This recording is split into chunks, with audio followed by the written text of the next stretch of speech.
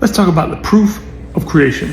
How did God make the world? How do we have mountains? How are they so old? Is the world really that old? Is it 6,000 years, kind of like the Bible said? Or is it like 100 million years, like the scientists said? What is it? I don't know. Let's look in the Bible. Let's see what Jesus did. This is really cool.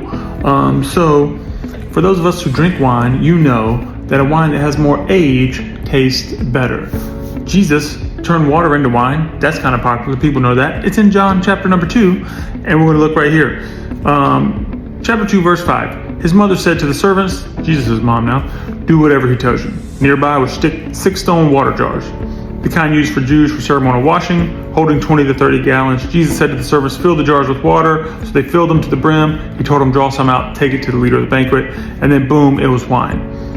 And the master, the leader of the banquet said, this is the best wine ever. It's unbelievable. Now, to have wine, you have to have the grapes, the press, the squeeze, the juice, and some aging and some fermenting. How do you take water and turn it into wine? So you took something that was just water, you turned it into grapes, and then those grapes fermented in a moment or in an instant, or as soon as you said wine, they were actually fermented like immediately. Like just because you said it, it happened.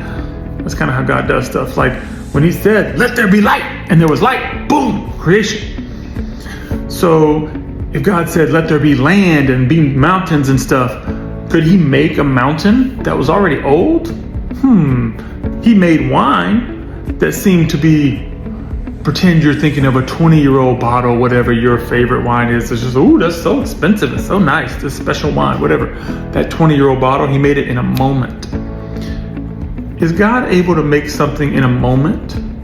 Like let there be land and water separated, and now we have mountains. And the scientists said, oh, that mountain is 100 million years old. God could have made it seem like it looked 100 million years old, but it ain't. He just made it in an instant, like poof, I made that yesterday. What are you talking about 100 million years? I just made it. What are you talking about this wine in the jar? I just made that wine like 3 seconds ago and we just served it to you. It's already fermented, it's already old. How did it age? Because in John chapter 1, the word was made flesh. So whatever he says, that's what it is. Age is irrelevant. Time is not bound by what God can do. So he's not limited to time or carbon dating or anything else that you think is scientific and important. If God says it, that's what it's going to be.